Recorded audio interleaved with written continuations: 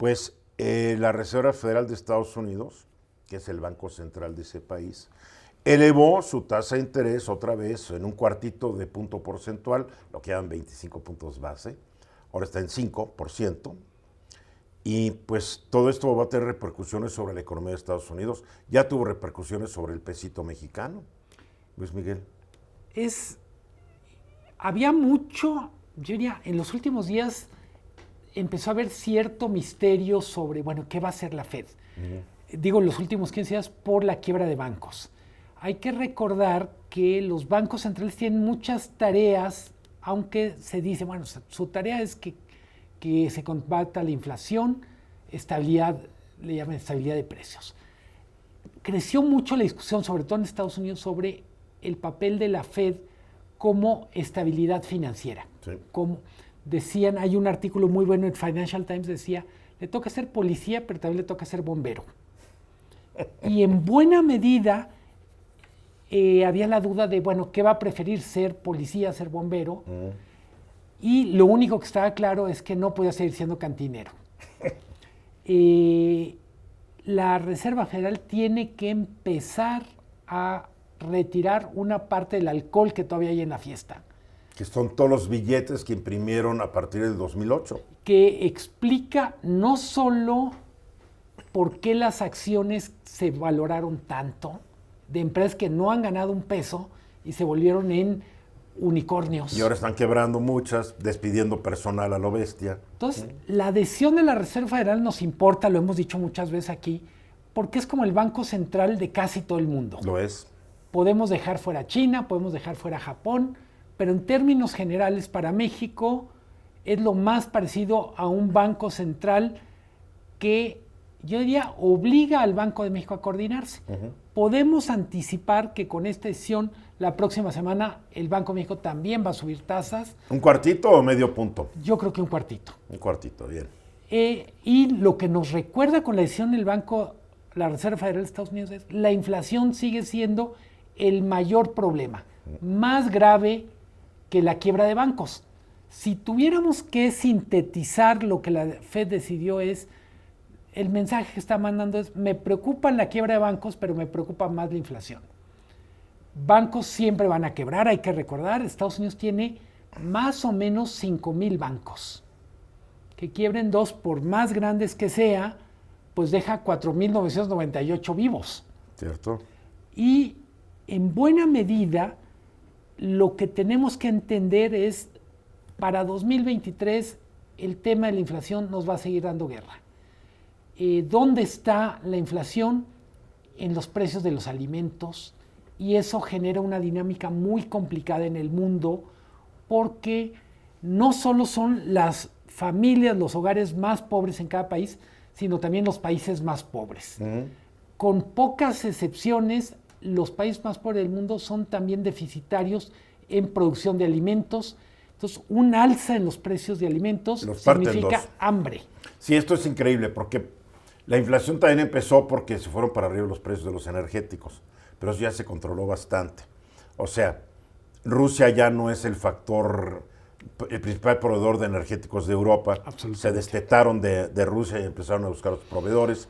La economía china no se cree que crezca tan rápido, por eso la demanda también de combustibles es más baja, etcétera, etcétera. Los alimentos. Hay sequía en Argentina. Hay sequías por todos lados, no está produciendo el trigo, el maíz, lo que se debería producir, no está produciendo. Se están muriendo las vacas en Argentina, que es un proveedor de carne muy importante. Insisto, en algunos casos nuestra mirada, por razones obvias, es de clase media y es, con el alza de alimentos podemos comprar menos.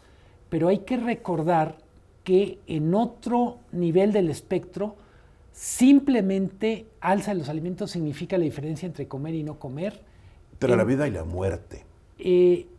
Ojo, desde el año pasado había muchas alertas de organismos multilaterales sobre el riesgo de hambruna en algunas partes del mundo, y creo que es uno de los temas que, si no se controla la inflación, nos van a obligar. Y vaya que está descontrolada. Bueno, Argentina, 102%. Y todo el presidente de México quiere juntarse con su cuate, el presidente de Argentina, para ver cómo combate la inflación. creo que el argentino no tiene mucho que enseñarnos. Ojo, más allá de la retórica de López Obrador, lo que tiene sentido es ver la posibilidad de importar carne argentina, suponiendo que ellos resuelvan el tema fitosanitario y suponiendo que Estados Unidos no pare literalmente. Y suponiendo que tengan suficiente, porque la sequía también ha bajado la producción de carne de Argentina. Turquía, 55% de inflación. Rusia, 11%. Reino Unido, 10.4%. Italia, 9.1%. Alemania, 8.7%. La zona del euro, 8.5%. Holanda, 8%. Australia, 7.8%. México, 7.62%. O sea, son inflaciones muy altas. Muy altas. ¿Cómo las vas a controlar, no? Que siempre el parámetro para decir, bueno, ¿qué tan alta está la inflación? Para una ama de casa es cuánto están subiendo tus ingresos en el hogar con respecto a lo que están subiendo los costos que compras. Así de fácil. A ver, Marco.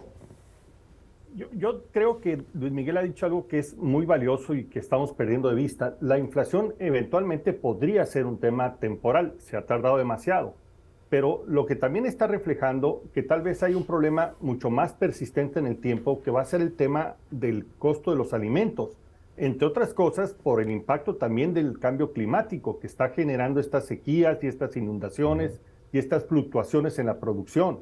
Y particularmente el impacto, ¿a quiénes impacta más? Efectivamente a los pobres, porque son los que de su escaso ingreso tienen que dedicar más para sobrevivir, para comer.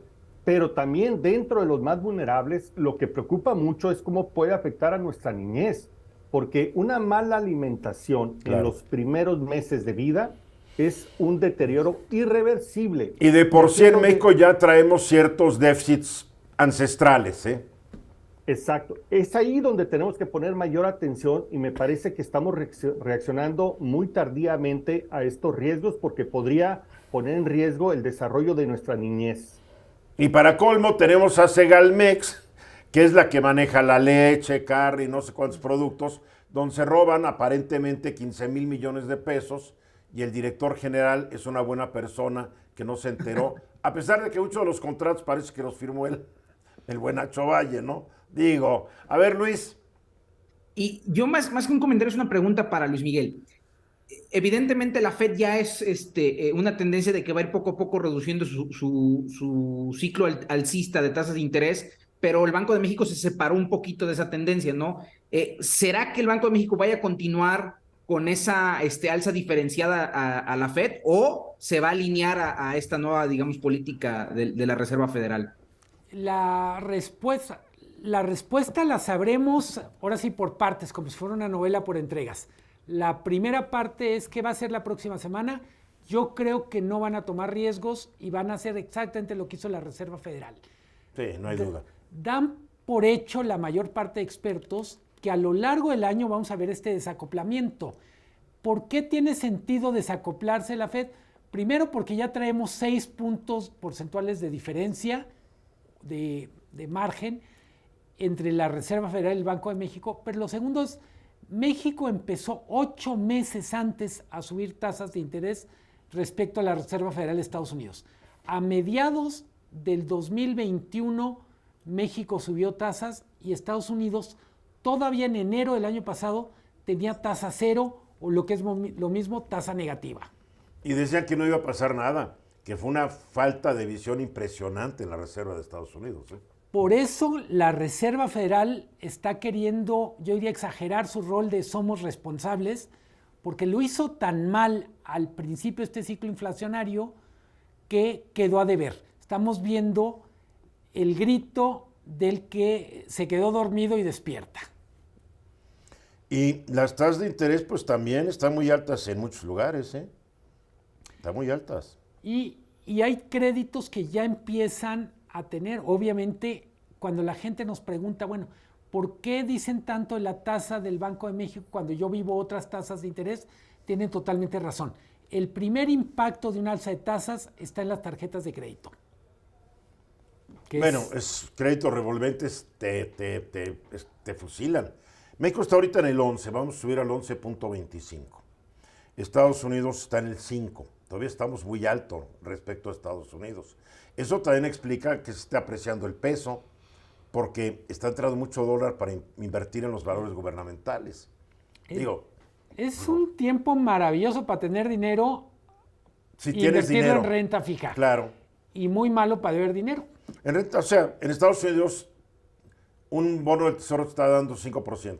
En México un CETE te está dando 11%. Bueno, 11.8 en algunos lados. ¿Dónde inviertes si tienes dinero? A ver, ¿qué negocio te garantiza 11% de ganancia en un año? Muy pocos.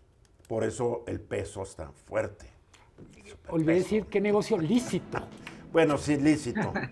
Sí, porque hay muchos ilícitos que, son muy buenos negocios, pero te puedes morir haciéndolos. Vamos a los mensajes. Regresamos.